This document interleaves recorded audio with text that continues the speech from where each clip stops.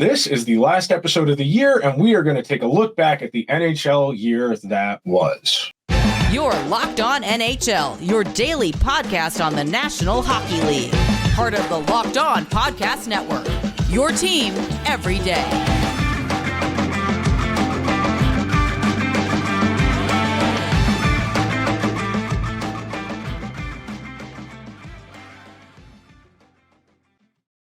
Hello, everyone. This is Nick Zarash, joined by Hunter Hodes on the Locked On NHL Power Rankings. This week, we are going to be talking all about this year that was in the NHL. Today's episode is brought to you by Sleeper. Download the Sleeper app and use promo code LOCKEDONNHL to get up to a $100 match on your first deposit. Terms and conditions apply. See Sleeper's terms of use for details. Hunter, whenever we get to the end of the year, we in sports media, we like to look back at the year that was to kind of put things in perspective, look for ideas we can kind of take away, test hypotheses that maybe will bear out going forward. Naturally, this time of year is a point of reflection. The NHL is kind of at this weird point right now where I don't know if it's just kind of the state of the league or this is how things have played out, but it really only feels like there's a handful of very good teams every year, and then everybody else is fighting over, those other 11 playoff spots. You see it right now in the NHL for this season, right? I feel like outside of just a couple of teams in the Western Conference, whether that's Dallas, Vegas, you can throw Colorado in there as well. I don't really see anyone else in the West that could really challenge those top three teams. Maybe Winnipeg, especially if they continue to get the goaltending from Connor Hellebuyck and the scoring from their top players. In the East, it's mainly right now the Rangers, the Bruins, and the Panthers. You can throw the Maple Leafs in there too. I would say those are the top four teams in the conference right now.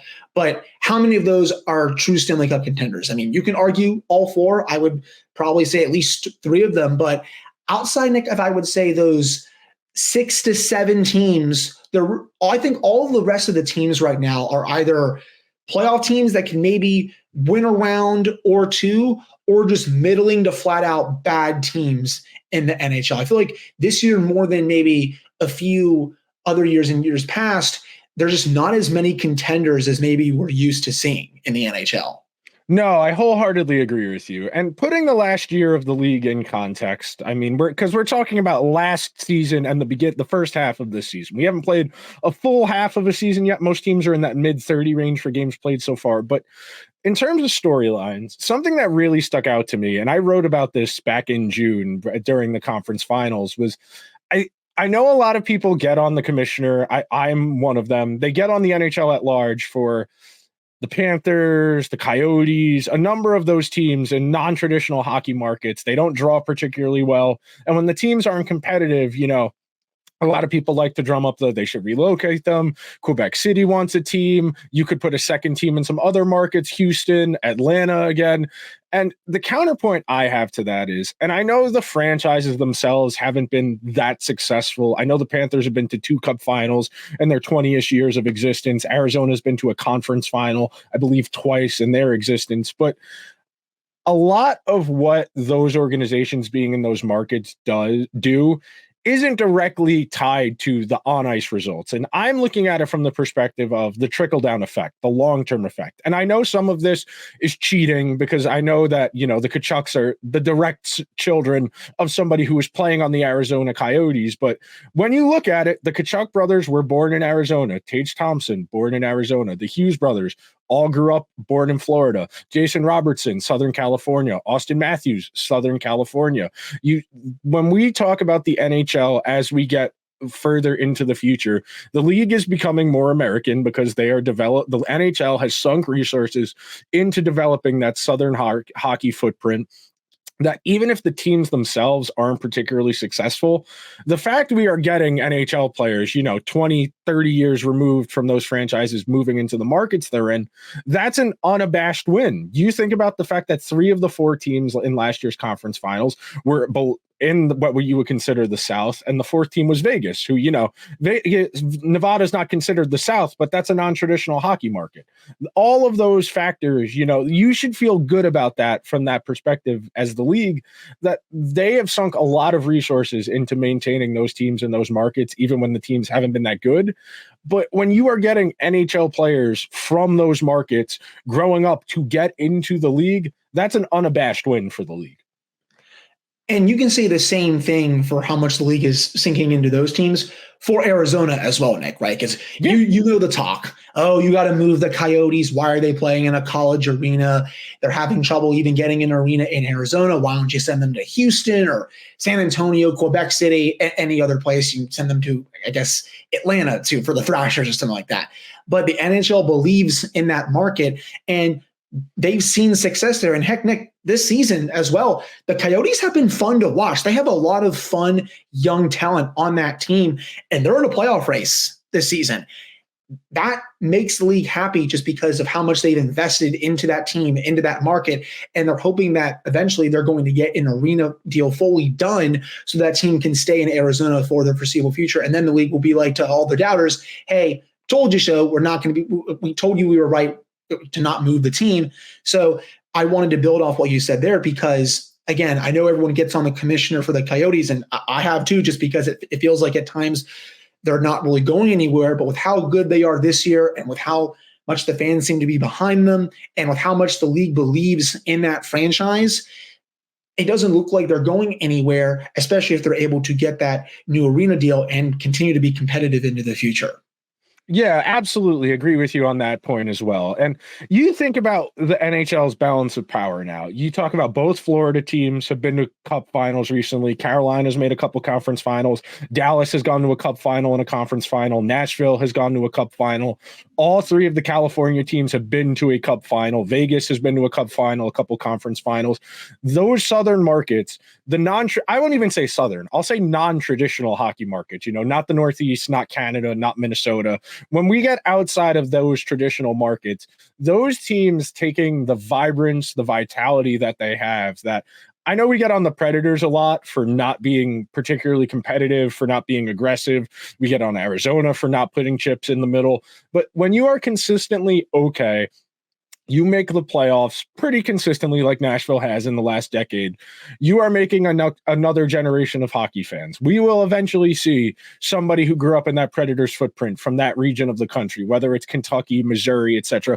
You could put Clayton Keller in there because he's from Missouri, but that's more of the Blues footprint than anything. But as the NHL becomes more American dominant, the fact that the country has effectively, it sounds stupid to say, but, doubled the areas they can pull players from because they have effectively, you're going to turn more guys out. I mean, we talk about this a lot in relation to international play. It's true within the league itself. And real quick, we'll get into this one other storyline in this first segment, and then we'll move along. The idea of going for it. We were talking about it in regards to Vegas, who has been unabashedly aggressive in pretty much their entire existence. Since they came into existence, the way they have constructed that team is even the most incremental, the most small of improvements, they're willing to do it, no matter what it costs. Resources wise, cap wise, they had to play all those games shorthanded a couple of years ago where they couldn't ice 18 skaters because they were over the cap. But when teams put everything in the middle and then they get rewarded for it, as a fan, that gives you hope that, hey, maybe one year my team will get its act together. They will realize they have a special group. They will push those chips into the middle and they will go for it. They won't make excuses and say, well, we like the group we have. They won't make excuses and say, well, the market wasn't great. We couldn't get a trade we wanted. When you are good, you need to go for it. I agree. And you've seen Vegas do that countless times over the years, whether it was Mark Stone, right? Whether it was signing Alex Pietrangelo, right? Or whether he was even the Max Pacioretty situation. They were aggressive for him as well. Robin Lehner? Yeah, Robin Lehner. You can go down the list for Vegas. They have an aggressive owner who wants to win every single year. You know what he said, Nick, on that opening press conference during the expansion draft night.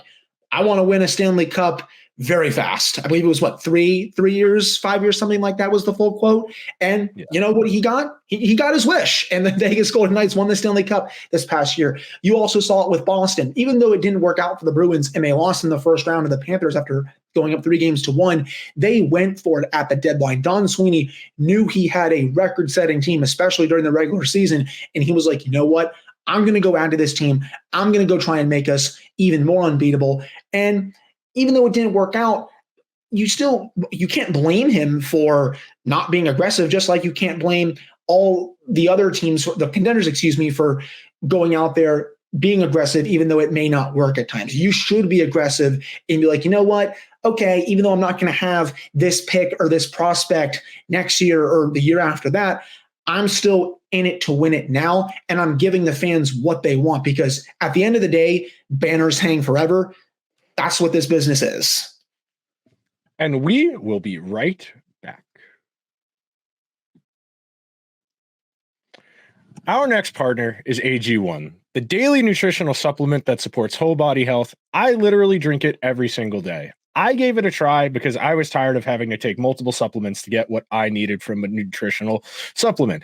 I drink it in the morning before I have my coffee. I pour a little bit into my water, take a nice deep sip, open a window, take a deep breath, and cope with the fact I am up again for yet another day. AG1 is a foundational nutritional supplement that delivers comprehensive nutrients to support whole body health. When you are trying to get to that next level, a lot of people are going to be talking about their New Year's resolutions, getting in the gym, feeling better every single day. That starts with taking care of yourself. A huge part of that is taking care of your whole body health.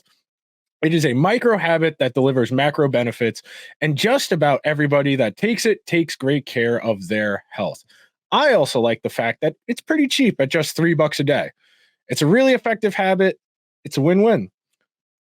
If a comprehensive solution is what you need from your supplement routine, then try AG1 and get a free 1-year supplement of vitamin D and 5 free AG1 travel packs with your first purchase. Go to drinkag1.com/NHL network. That's drinkag1.com/NHL network. Check it out. Hello, everyone, and thanks for hanging out with us today on the National Power Rankings episode. Locked On has launched the first ever national sports 24/7 streaming channel on YouTube. Locked On Sports Today is here for you 24/7, covering the top sports stories of the day with the local experts of Locked On, plus our national shows covering every league. Go to Locked On Sports Today on YouTube and subscribe to the first ever national sports 24/7 streaming channel. Hunter, I wrote down on our rundown here players of the year, and we're not just going to sit here and talk about McDavid, McKinnon, McCarr. Everybody knows those guys are great. We don't need to waste our breath talking about how good great players are. My idea for this segment was very straightforward, to talk about maybe some guys who either broke through last year or guys who had had a good season or two before that, but really kind of solidified themselves as an upper echelon elite player. And this can be the first half of this season as well. I know both of us have one player in particular who got off to a really strong start this year that we're going to highlight. So I'll let you take the floor first. Who do you want to gas up right now? I definitely want to gas up Jason Robertson, to say the least. I knew he was great heading into last season and heading into this season, but I didn't think he was going to be this good. And what I mean by that is a top 5 to top 10 player in the league. He finished last year with over 100 points, and this year he's already off to a ridiculous start. 11 goals, 32 points in 33 games. He has been awesome since entering the NHL, And again, it's the Stars were able to hit on him at a time where they really needed to, just because the Stars, it felt like this might have been the end for the Ben, Sagan, and even Radulov era, because he was there for a time, and John Klingberg was there for quite a while before he moved on. But they were able to hit on him, Rupe Hintz, and it's turned them into a juggernaut, because you have that nice, good mix of younger talent like Hintz and Robertson, especially mixing in with those veterans like Ben, like Sagan, and Pavelski, obviously, as well. And it's turned them, into one of the best teams in hockey. Robertson, he has just really come into his own throughout the year, even dating back to last season, and it's been awesome to see. I watch him when I can, even though I am not in the Dallas market. Anytime the Stars are on ESPN Plus, I will go out of my way to watch him, because he is a special talent, and it's going to be a lot of fun when the NHL does that international competition. I believe it's going to be in 2025, because you're going to get to see him on an international stage, and that's going to, I think, have more and more people realize how good this player is. And then hopefully when they go to the Olympics the next year, more and more people can see the special talent that he is as well. But that's the player I wanted to really highlight for this segment. Hey, man, anytime you score 40 tucks in the National, that's something to feel good about on a team like that. I mean, him and Rupe Hintz unlocked the fountain of youth. Joe Pavelski might play till he's 100, in all honesty, if he can keep playing between the two of them. Yep. I mentioned him. I'll talk about him now. Rupe Hintz has been one of the best transition players in the NHL, basically since he got into the league. And when I talk about transition, I mean getting the puck in the neutral zone, carrying the puck into the offensive zone with possession and creating offense off of that. You know, when we talk about that skill set, the elite zone entry guys, we're talking about McDavid, we're talking about Jack Hughes, we're talking about McKinnon, we're talking about Panarin, we're talking about the elite of the elite, that guys that are so good, they make their own offense. Roope Hintz does that for the Stars on the same level. He doesn't put up the counting stats as those other guys, at least not till the last couple of years, but playing with Robertson, playing with Joe Pavelski, he has really kind of found a different lane of talent, because he's never going to put up the 80 to 100 points that, you know, the superstars are, but that type of skill set, you know, just really good in transition, really good passer, and a really dependable playmaker, where he's not elite at anything, but he's really good at everything, and he makes everybody else he plays with lives easier. Next up, we'll go back and forth snake style. The other person I really wanted to touch on, and I know you're going to talk about him as well, so we'll get this out of the way now. Quinn Hughes has kind of re-solidified himself in the conversation. He's re-solidified himself in that conversation with Makar, Fox, and Charlie McAvoy as the guys. You know, I know their rookie season, him, Makar, and Fox were all up for the call. They all had legitimate claims to the call there. And then because the Canucks weren't as good of a team as the Avalanche and the Rangers, Quinn Hughes has kind of been relegated to, he's good offensively, but he's not that great defensively, which wasn't true, but that was an easy narrative when you looked at the counting stats. I know a lot of the casuals will look at the plus minus and be like, how good could he be at defense if they're getting outscored that badly when he's on the ice? But that was a product of having to play with Tyler Myers. I contest anybody to try and be successful when you're playing most of your minutes with Tyler Myers against the other team's best competition. You know, no, Tyler Myers, he's fine down the lineup, but you don't want him playing on your first pair against other teams' best guys. Quinn's been outstanding this year, one of the driving forces of the Canucks resurgence this year. I'll cede the floor so you can get in a point on Quinn. Yeah, I mean, Hughes has been unbelievable. 10 goals, 45 points in 36 games. And the funny thing is, when you talk about Quinn Hughes, he's always been this good, if not potentially better. I mean, he had 76 points in 78 games last year, and the Canucks didn't even make the playoffs.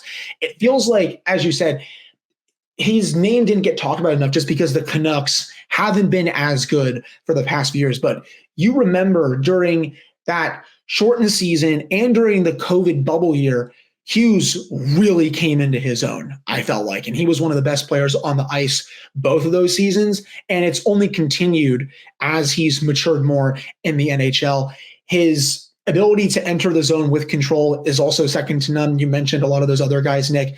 The way he is able to come into the zone with a puck on his stick and not lose it, it's an elite talent, I think. And the way he's able to quarterback the Canucks power play, which has been red hot this year, that's also a unique trait for him.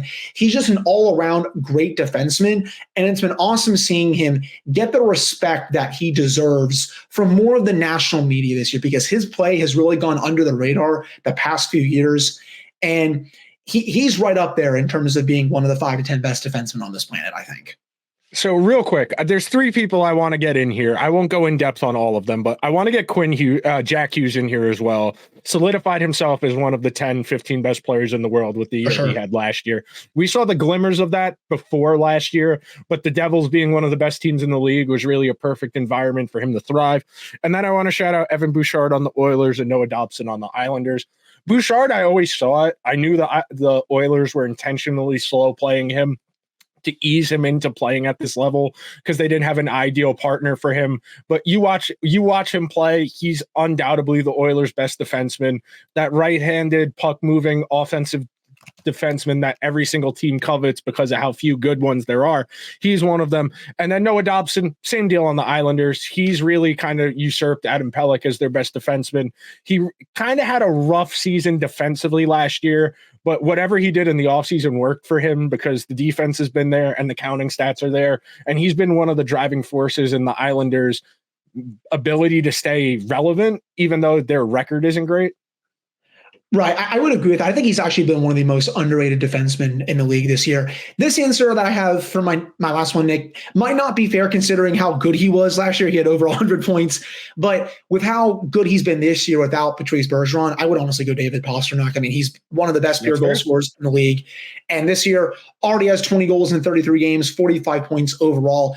This is without Patrice Bergeron and David Krejci. Yeah, he gets a lot of playing time with Brad Marchand, who's also one of the best players in the league. But to do this without Patrice Bergeron, who is one of the best centers of this generation, and to continue to play like this on a Bruins team that really didn't have a lot of center depth heading into the year and still doesn't. I think there's another move or two to be made there before the trade deadline.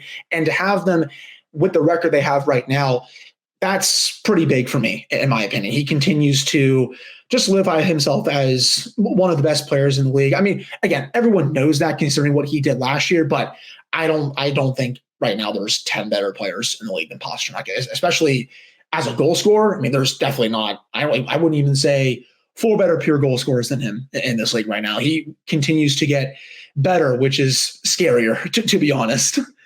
You're very right there. And we will be right back, and we'll talk about our favorite moments of the hockey season this year. It is almost the halfway point in the NHL season, hockey fans, and the highs and lows of the season are a little bit better when you use Sleeper's Daily Fantasy Hockey, the official fantasy app of the Locked On NHL Network. Sleeper is our number one choice for daily fantasy sports, and especially the daily fantasy hockey, because with Sleeper, you can win 100 times your cash in daily fantasy hockey contest. If you were trying 100 times your money and lock down those 8 picks you need to win, you have got to be looking at guys who are consistently dependable. Maybe some of the guys we just mentioned, like Rupe Hintz and Jason Robertson and David Pastrnak, those types of high-end elite players that you know are going to hit the thresholds you need to win. In addition, Sleeper is the only app I use for my consistent fantasy football dynasty leagues. It's got the easiest and most intuitive interface to use. All you have to do is pick whether star players like McDavid, Crosby, McKinnon, Connor Bedard, whoever will record more or less than their sleeper projections for things like goals, assists, saves, plus, minus, and more in a given game. To win 100 times bet on Sleeper, you need to correctly predict the outcome of 8 player stats. You heard me, NHL fans. You can win 100 times your money. So start paying attention, nail those picks, and win big. Use promo code LOCKEDONNHL, and you'll get up to $100 match on your first deposit. Terms and conditions apply. That's code LOCKEDONNHL. See Sleeper's terms of use for details and locational availability. Hello, hockey fans, and we are going to end this episode of the National Power Ranking Show on our favorite moments of the last year in the hockey world. Hunter, I cede the floor to you. I will let you hit the first beat. One of the top moments of the year, obviously, outside of Vegas winning their first Stanley Cup, I would say is the Maple Leafs breaking their 19-year curse and winning their first round since 2004.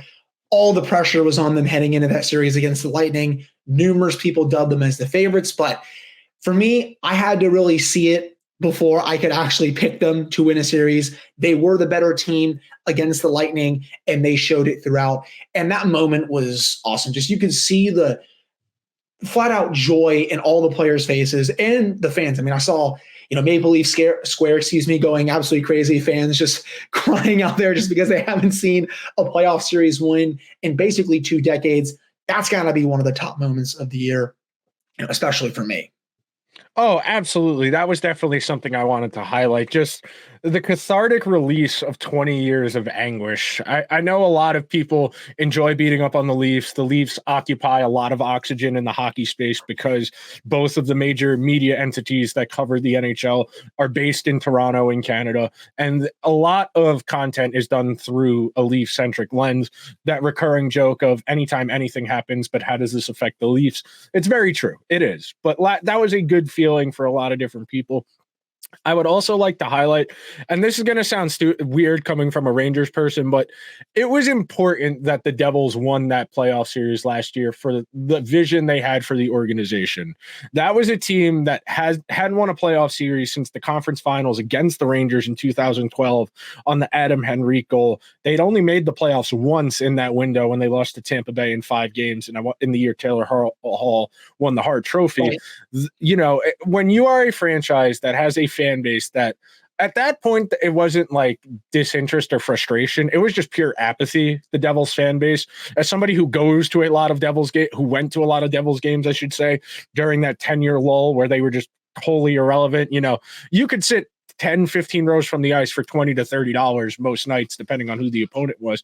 But it is important that those types of teams that don't have the most dedicated or the longest histories, that they get those moments every now and then of being like, okay, I am willing to invest my time, my effort, and my money in this team. And every now and then you're going to have a special season like they had last year. I mean, 110 standings points.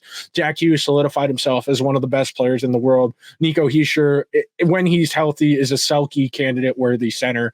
Yeah, and you have auxiliary players like Tyler Toffoli wasn't on the team last year, but now Dawson Mercer had a really strong season. He had 30 tucks last year. Dougie Hamilton stayed healthy for the first time since he got to Jersey, put together a really strong season. So anytime you have those, I won't say smaller market because, North Jersey is a densely populated area, but anytime you have one of those newer franchises get one of those types of special seasons, that's important for the health of the league as a whole. And the way they were able to also come back in that series, Nick, because the Rangers were up 2-0 in that series. They blew them out those first two games in Newark, and it was like, oh, I don't know if the Devils are ready for this. And then all of a sudden, they roar back in that series, and they're able to win it in Game 7 and just basically flat out outplay the Rangers in that seventh game. If not for Igor Shesterkin, it probably would have been a lot worse than what the final score was at the time. But they really grew, I feel like, in that series. And yeah, it went a little south against Carolina in that second round, but that was a massive series win for that team because it catapulted them to another level heading into the offseason. Yeah, they've had their struggles so far this season, and some of it is injury related. That was still a major year for that team and for a fan base that's been really starving for success. I guess if I want to have another big moment, this one's also a little bit more obvious. The Panthers upset over the Bruins. That's probably one of the biggest upsets of this generation, of one of the biggest upsets that I've seen, I think, in my lifetime in NHL history. To be honest, the Bruins up 3-1 in that series. They look to be totally in control. They're, in the final seconds of Game 5, they might be able to win it on a breakaway to end the third period, to win that game in 5 games. Bobrovsky makes that save, and then the Panthers win that in overtime. And boom, they win Game 6, and then they get the upset over the Bruins at the Garden when Jeremy Swayman was starting in Game 7.